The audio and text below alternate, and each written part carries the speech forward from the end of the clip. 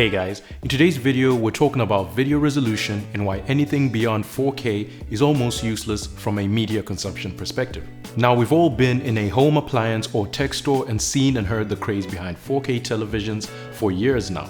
More recently, that is now slowly shifting to 8K. And while technically, yes, an 8K screen has more pixels than a 4K display in the same way that a 4K display has more pixels than a 1080p Full HD one, but are the higher resolution screens actually better for your viewing experience? Recently, I was at a home appliance store and I was in the television section. On display, they had these two Samsung QLED displays in the same area next to each other. One display was slightly bigger than the other. My guess was that the bigger one was about 60 or so inches, whilst the other something like 55 inches. These were just my guesses. Both televisions were playing the exact same demo video. The store person comes up to me and says, 8K resolution is just brilliant, isn't it?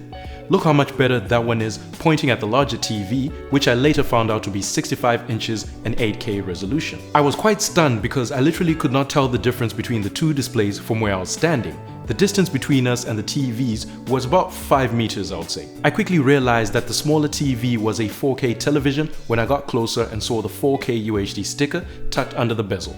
This really got me thinking. I started moving closer and closer to both televisions, trying to determine how close I'd need to be able to tell the difference between the two screens. I was absolutely starstruck when I realized that it was only at about a meter distance when I could somewhat tell the difference in sharpness between the two. And even then, the difference was so subtle that I stood there for a good 3 to 5 minutes going back and forth trying to figure out the trickery that was in front of me. There are two very important things to consider when talking about high resolution UHD televisions and displays. Number one, the distance from which the screen is going to be viewed, and number two, the size of the display in question. For years now, display resolution has been increasing in everyday products like our cell phones, televisions, and even computer displays.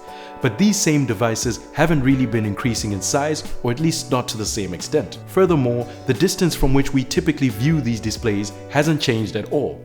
Research has shown that the average household television viewing distance is about 2.7 to 3 meters or 9 to 10 feet. I would imagine the viewing distances of mobile phones and monitors to be pretty much unchanged throughout the last decade.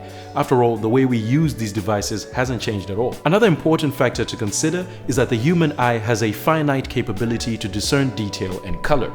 The average human eye has between 6 and 7 million cones, is what they call them, which see color and resolve detail. So what that means is that based on the resolving ability of the human eye, we know that a person with 20/20 vision can resolve 60 pixels per degree. And by the way, there is science behind that number. It's not just random. This corresponds to being able to identify the letter E on the 20/20 line of a Snellen eye chart when you're 6 meters away. So, using this information, we can actually determine what the optimal viewing distance is for a television of any given size and resolution, and this is where it starts to get interesting. This is a graph of optimal viewing distance versus television size in inches.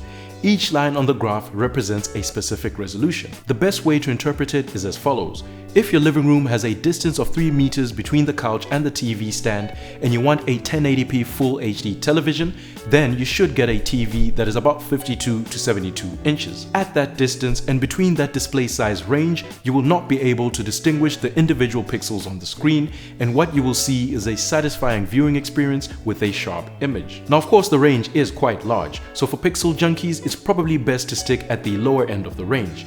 In this case, probably a 50 or 55-inch TV should be more than enough for a room of that size. What's interesting is that if you draw a horizontal line at 9 feet or 2.74 meters, which is the average household viewing distance, you can see that a 4K television only becomes beneficial at about 70 inches. Why this is so interesting is the fact that the average household doesn't and is most likely not going to ever own a television that size. This graph from Statista shows the average size of household televisions around the world from the year 2015 to 2020 and projected all the way up to 2021. And while yes, households are expected to start buying bigger televisions without a doubt, just how much bigger are we talking? Because Statista projects an average household TV size of about 49 inches in 2021, much smaller than the 70 inches required for an optimal 4K viewing experience at the average household viewing distance. Now let's consider an 8K television.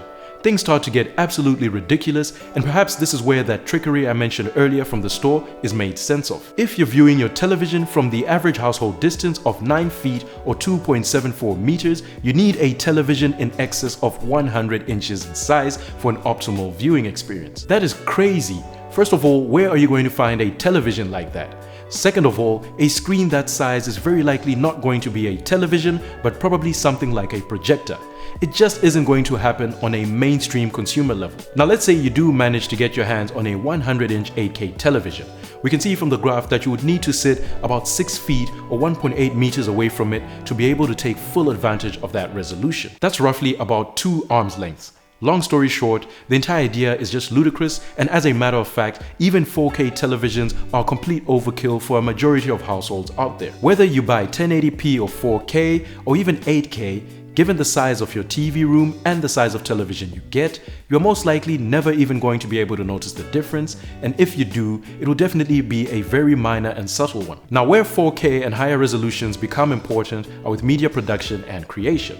For example, this video is recorded in 4K DCI, but it is also delivered in 4K DCI, meaning that I do not have any extra pixels to crop and resize. If I had, let's say, a 6K or even 8K camera, then all of a sudden that opens up so many doors from a creative perspective, because now I can play with cropping and recompose my shots in post. A little extra resolution in such situations is always appreciated, but it's more of a luxury than anything else. One can always do without it, and you can just compose the right way while shooting. In summary, don't buy an 8K television unless you are buying an absolutely massive one and planning to sit right in front of it. 4K on the other hand is a bit tricky.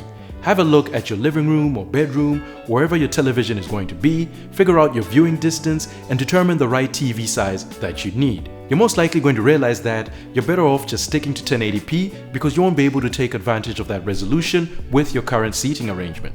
Now, of course, a lot of content is starting to be delivered in 4K on streaming platforms like Netflix and so on, but trust me guys, from a normal viewing distance, the differences are so minute. Maybe a stronger argument can be made for devices like monitors where you typically sit closer to the display, but then again, monitors tend to be smaller in general, so the effect is again negated. Always consider the 2 most important factors as mentioned before in this video.